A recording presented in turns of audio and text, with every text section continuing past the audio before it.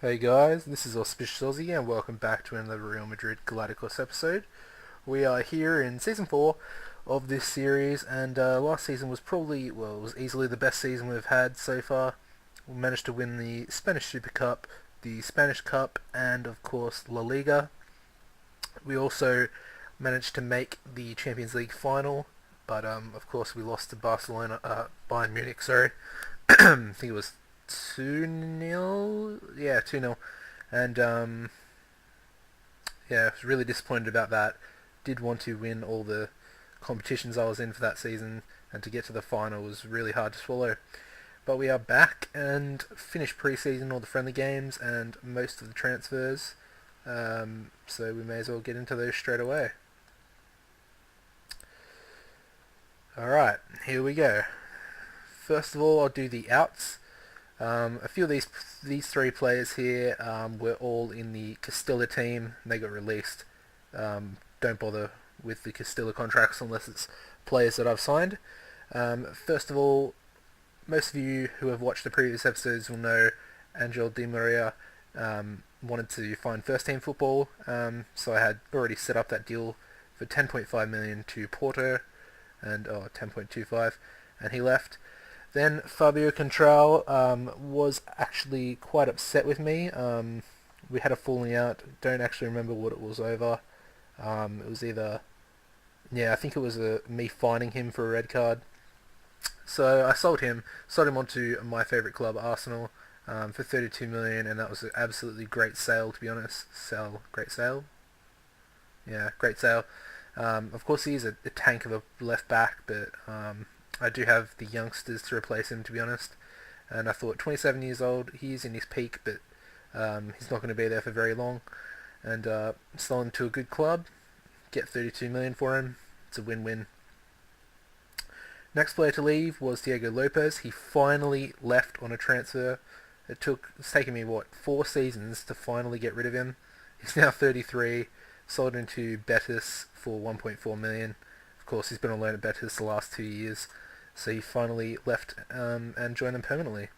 Next player to leave was Jose Rodriguez, who went on loan to Wolfsburg for the season. We'll get some first-team football, so that'll help his development nicely.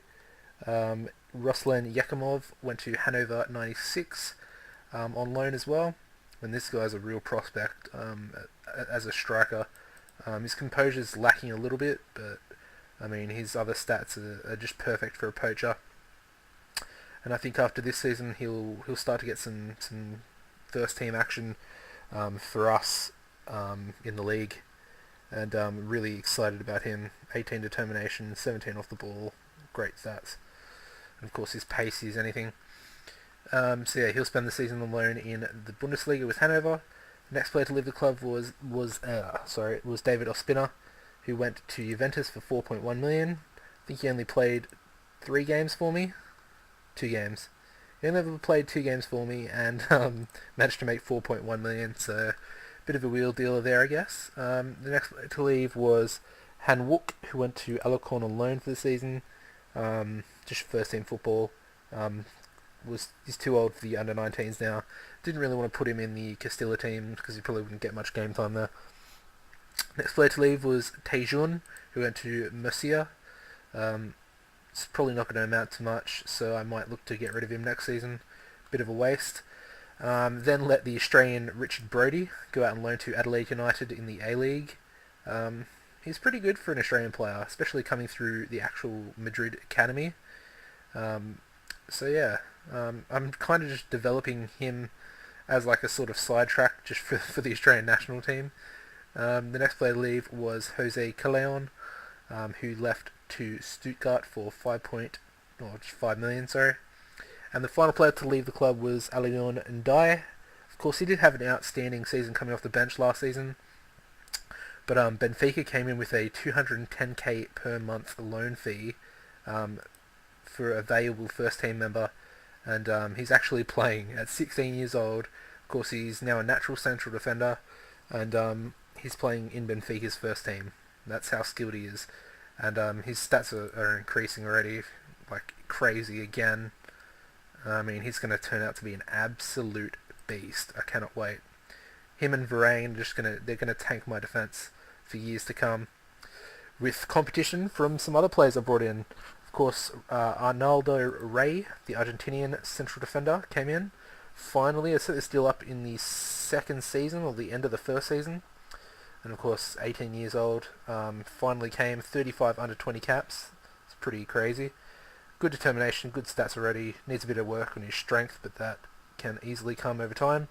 5-star potential, 3.3 million.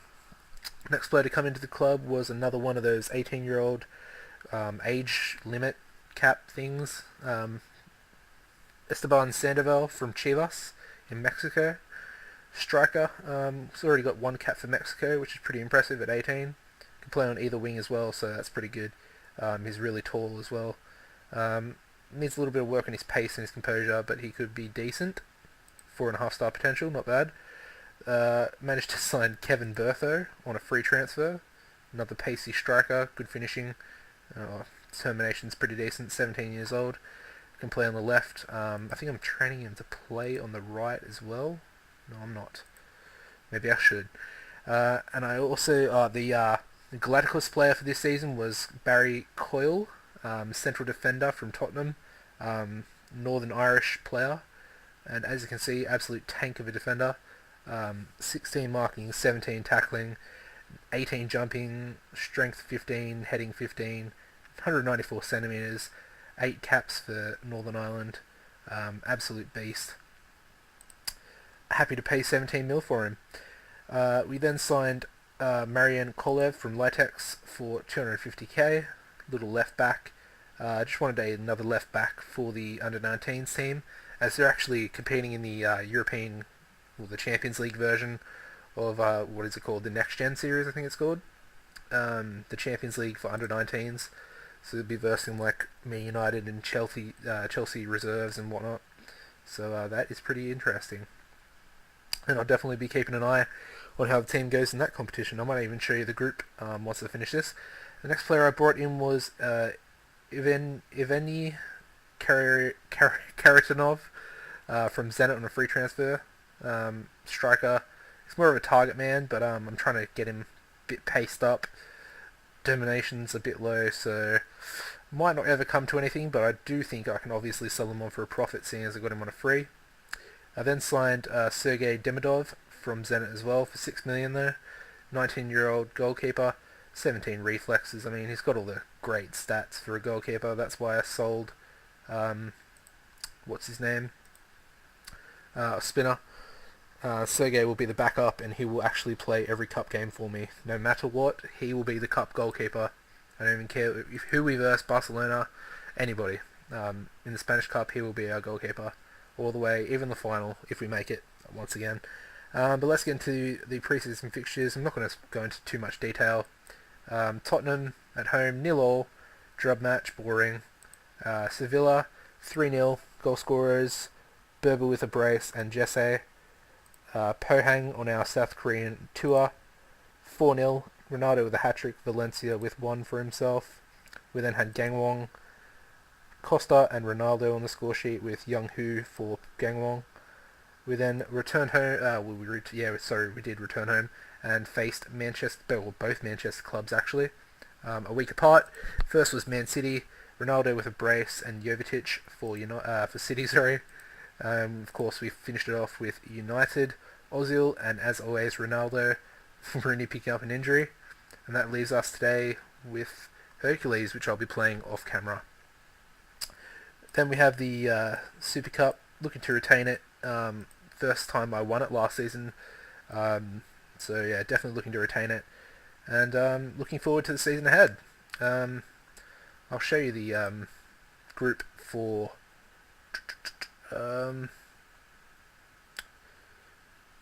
how do I see it? Europe. Under 19. There we go.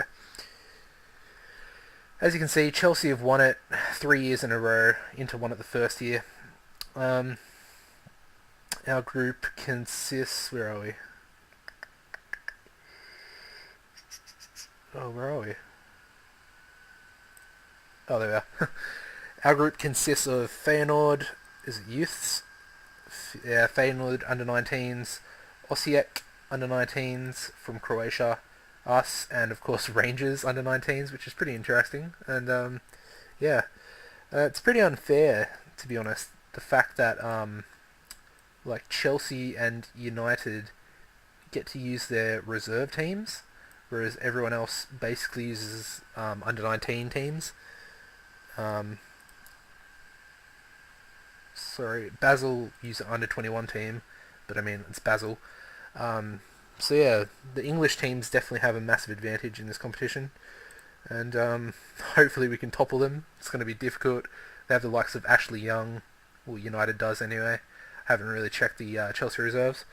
If you've enjoyed this episode today, guys, and you're keen to see the mid-season review, please leave a like rating. Help the video out immensely. And head over to the channel, subscribe, and apart from that, guys, as always, take care, be safe, and I'm Auspicious Aussie. Goodbye.